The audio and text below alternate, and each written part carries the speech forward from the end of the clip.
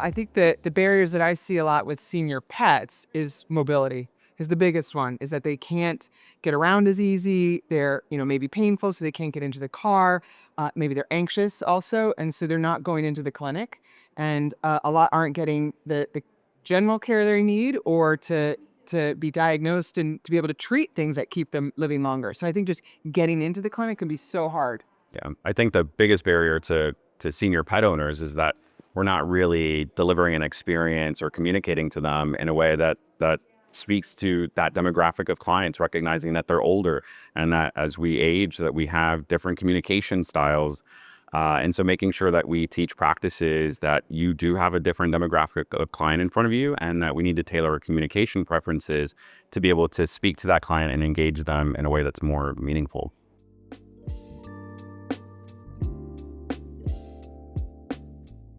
Yeah, mobility is probably the most challenging that I see in my line of work. And a lot has to come down to how we can help owners manage them in their house. So what products do we recommend, like harnesses, bath mats, yoga mats, things like that. And then, of course, what kind of pain management or anti-inflammatories or other modalities of care that we can do. So that's probably the biggest thing that affects so many dogs and cats.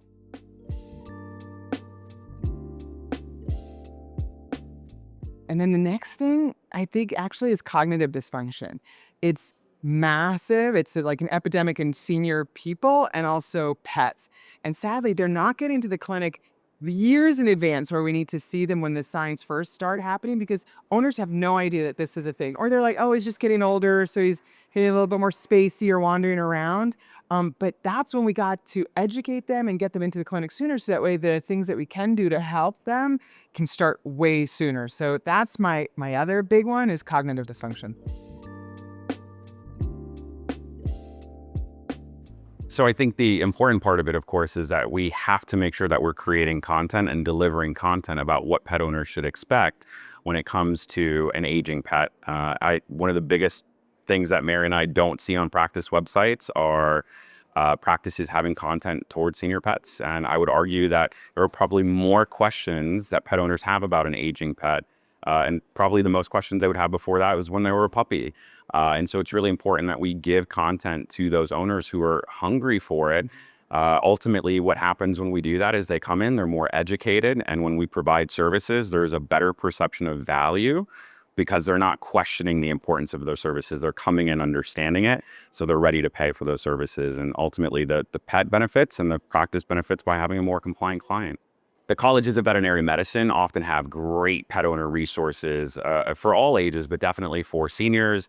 I highly recommend that practices create their own content around this as well. That's great for search engine optimization. So when local pet owners are searching for senior pet care topics, your website can rank highly. And Mary, there's some guidelines that are from AHA. Yeah, AHA has senior care guidelines, and it's a really great foundation and to start with, and then tailor it to your own clinic, your own demographics, and your clients.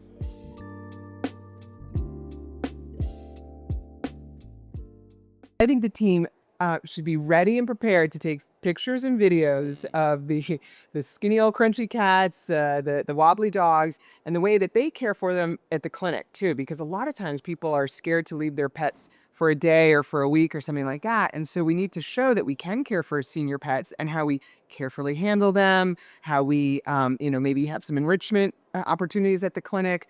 So I think having those videos and pictures on the website will really help people not be so scared and intimidated to bring their senior pets in, because they know that that clinic knows how to manage those pets. Yeah. When it comes to the people, I think just having the team recognizing that they have an older client coming in and that we need to make sure that the exam rooms are as comfortable as possible. I think one of the things that practices are so immune to is their current setup in the exam room. And then when you sit back and you look at it and you think about the different kinds of clients that might walk in, like, is it comfortable if they're going to be sitting there waiting for a little while and they're older and they have certain physical ailments? Is that going to be something that they're comfortable with?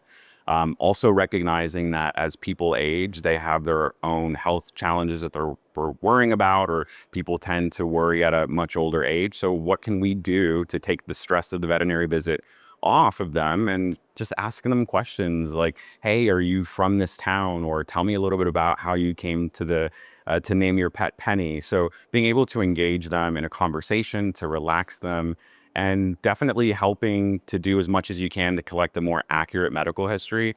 I'm a huge fan of sending forms ahead of the visit.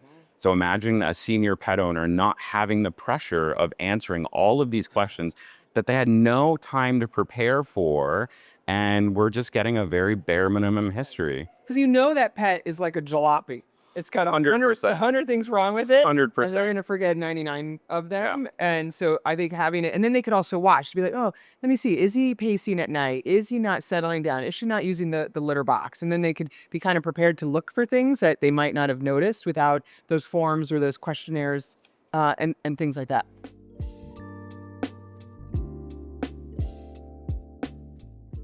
I think we also have to remember that our senior parents have struggles themselves. So they may have arthritis, so they can't, open the bottles as well. Maybe they have more forgetfulness, and so they can't remember if they've given certain medications. And a lot of times these older pets are on multiple medications that have to be given at multiple times of the day. So maybe a half hour before they eat, during a meal, on an empty stomach, things like that. And so it's a lot to remember.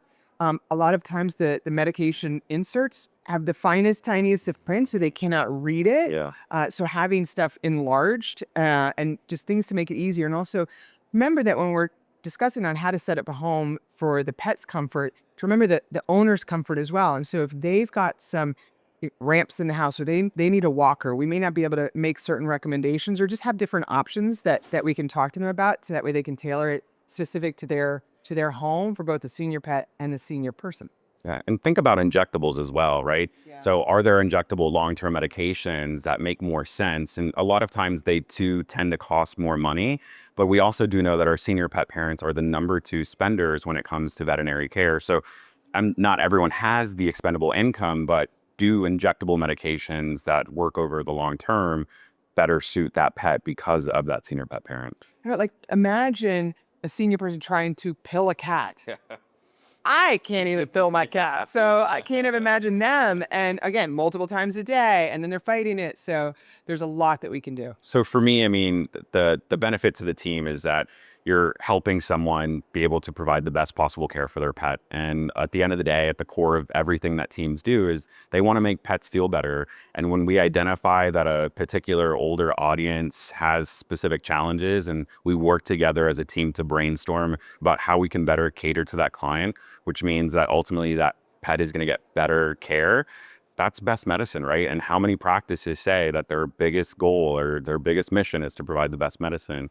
And I also think that we're communicating to a population that often feels left out. Yeah, I know it's sad to think about it, right? Yeah. And I think when we're able to help, that's what compassion is having the empathy, but also then the actionable items to help that person and family. And so that's where we can help save off some of this compassion fatigue is giving our team the tools and education to help families of all stages of life, person and the pet.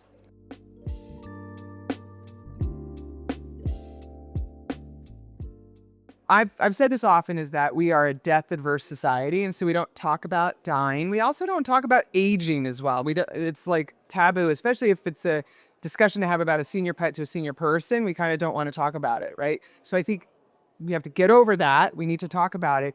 And we do need to talk about quality of life and helping families assess the quality of life, so that way when time comes to say goodbye, they feel prepared and supported. So I really want to make sure that the team is encouraged not to be, distracted from that conversation and lean in. Education is a really big part of it. And I think as a community, we can actually do a better job at client education. We're always yelling at Dr. Google and we're like, oh, it's so bad. But the reason people go online is because they're craving that education. And so I think when it comes to pet owners who really want good information from their veterinarian to be able to provide better care for their pets. So think about it from the senior pet perspective, but also think about it from the senior person perspective as well. What kind of education can we create and deliver to really show the value that pets bring to people at that life stage?